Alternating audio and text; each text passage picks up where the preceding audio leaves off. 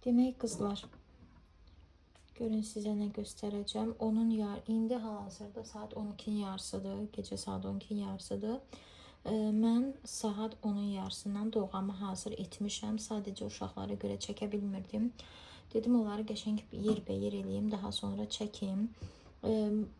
Uşaqlarla yemək bişirmək, nəsə etmək mənim üçün, yəni mən o zaman özümü çox qiymətləndirirəm. Bəzi içərisində bəzi göyərtilər, daha çox spanaq, bəziləri uzun olub, amma təbii ki, bu mənim üçün heç də problemli deyil. Çünki 2 dənə körpə uşaqla məncə bunu etmək belə özü bir, yəni işdir. Necə yorğun, ayırğın, ayaq üstə dura bilməməklə, hələ bu qış hazırlıqları dönəmində heç qış hazırlıqları olmadı. Yəni ki, çox yoruluram uşaqlarla. Nəysə, yəni belə. Qızlar, bu doğğa, mən əvvəl doğğanı çox qəşəng bişirə bilmirdim, amma indi çox qəşəng bişirirəm. Heç bir şəkildə çürümə olmur doğğalarımda, üzərinə su yığılma olmur.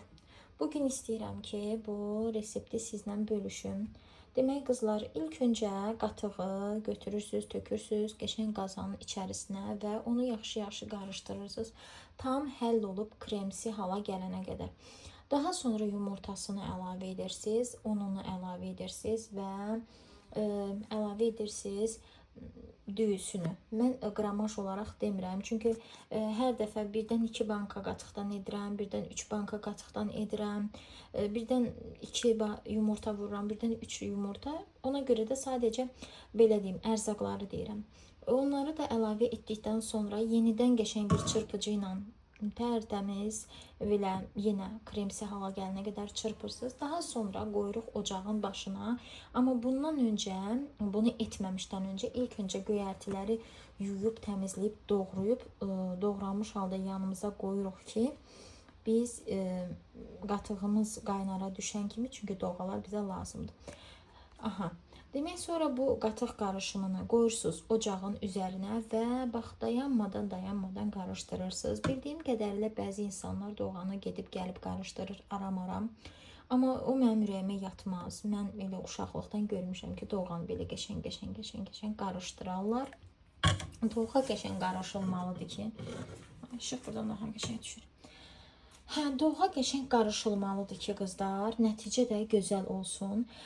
Qarışdırırsınız və artıq qatıq qaynara düşən zaman görürsünüz ki, buxarlanma baş verir.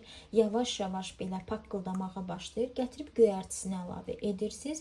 Göyərtilər də zövqə görə müxtəlifdir. Mən burada kəvərdən, spanaqdan, petruşkadan, şüyüddən, yaşıl soğandan, çöl kişnişindən istifadə eləmişəm.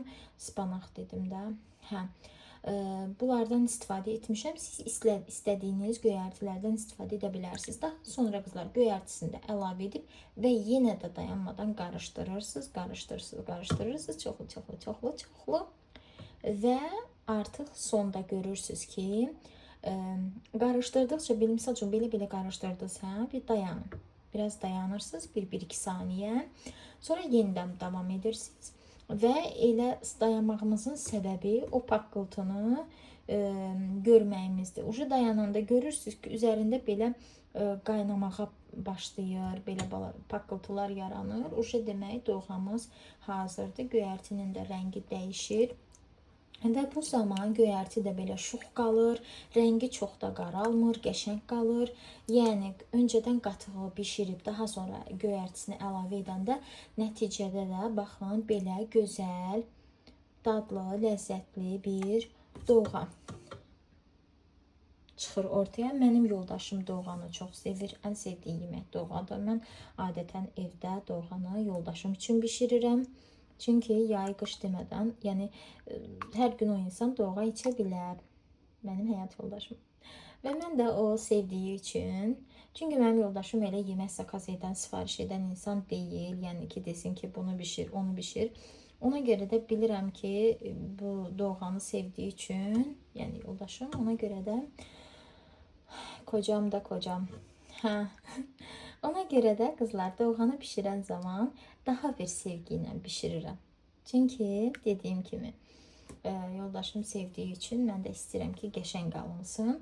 Məncə neçə ilin, mənim indi 31 yaşım var da. Təbii ki, təcrübə məncə yaşa baxmır. Belə deyim, qabiliyyət də yaşa baxmır. Bəlkə də təcrübə baxar, yəni qabiliyyət yaşa baxmır. Siz necə düşünürsünüz qızlar? Yəni sizcə bu doğğa demək olarmı?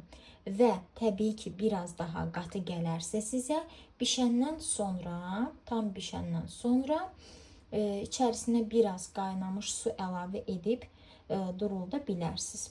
Bişirdikdən sonra kənara qoyuram.